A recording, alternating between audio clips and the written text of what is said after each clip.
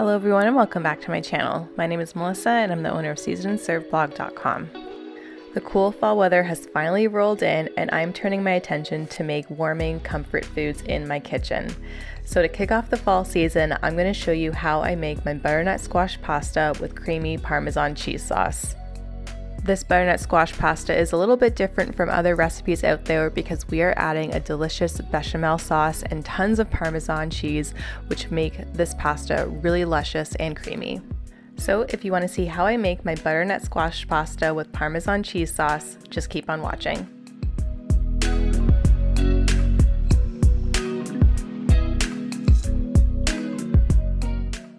We'll start off by preparing our butternut squash, and this is actually a butternut squash that I grew in my garden this year and I am super proud of it. So we'll begin by removing the top and the bottom of the butternut squash and then cutting it in half.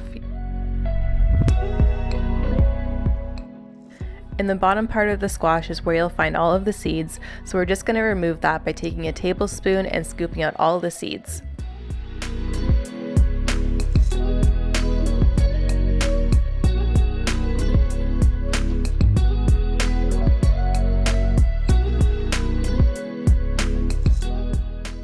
After all the seeds are removed, we're going to go ahead and remove the skin from the butternut squash.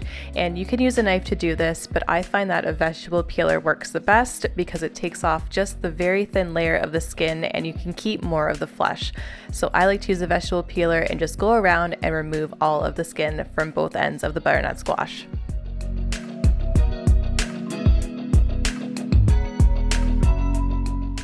Once it's all peeled, discard the skin and then chop up the butternut squash into 1-inch pieces for roasting. And be careful when cutting up the squash because it can sometimes be difficult to cut, so go slow and make sure you use a really sharp kitchen knife.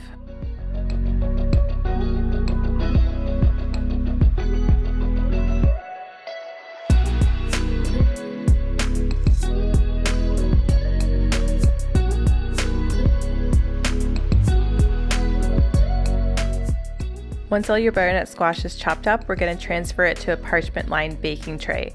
We're going to try and get it into a single layer and then we're going to sprinkle it evenly with salt and pepper. And then we'll drizzle with olive oil to get it nice and crisp in the oven. I use my hands to mix everything up to combine to get every single piece of butternut squash coated in the salt, pepper, and olive oil.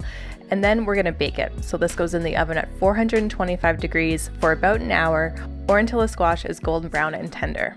Now I didn't get this on camera, but after 30 minutes of the squash baking, peel a shallot and cut it in half and then toss it in with the butternut squash to bake it in the oven as well. This will give our sauce a little bit more flavor and it won't overbake in the oven.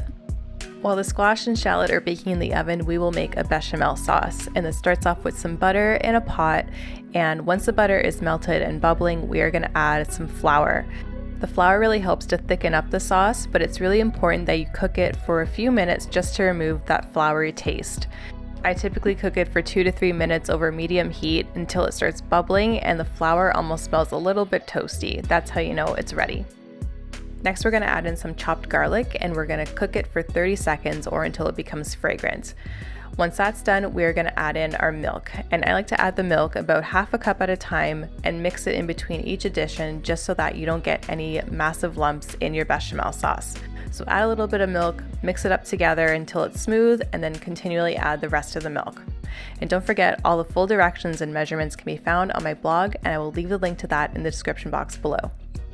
Once all the milk has been added and your bechamel sauce is nice and smooth, we are going to add some extra flavorings. So we are going to add some ground black pepper and some grated nutmeg, and these add a nice warmth, and the nutmeg really adds a great fall flavor to this recipe. Plus, nutmeg goes so great with butternut squash as well. We're also going to add a bay leaf. This is super traditional for bechamel sauces, so I like to add it for the extra layer of warming flavor. Now you notice that I didn't add any salt to this recipe, and that's because we are adding 2 full cups of Parmesan cheese. This adds enough salt and a delicious cheesy flavor to this bechamel sauce, and it really takes our butternut squash pasta sauce to a whole new level.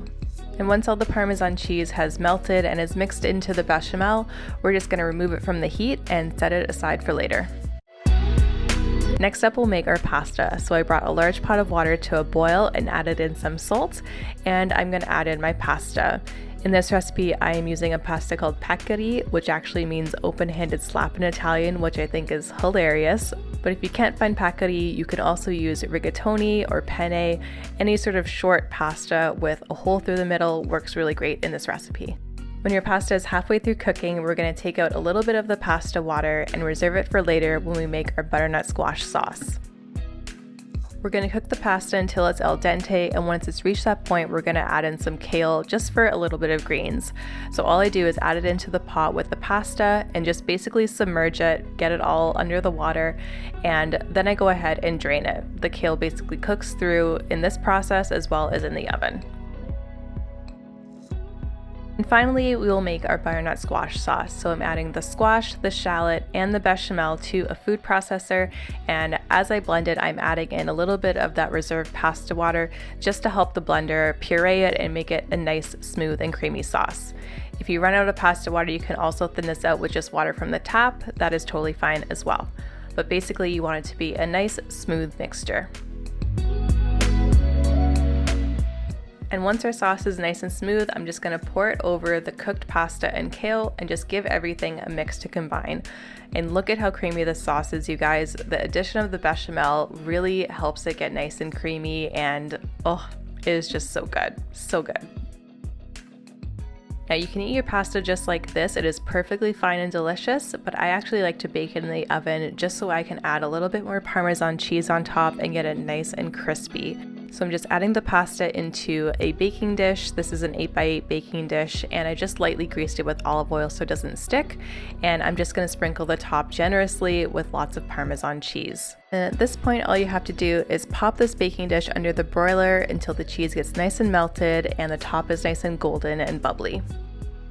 And then once it's all baked, just bring it to the table and serve. I'm actually pairing this dish with a local wine from Bluegrass Winery. This is their Quill Q Red, and it has delicious notes of cherry and clove, which goes super well with the butternut squash and that nutmeg that we added into the dish as well.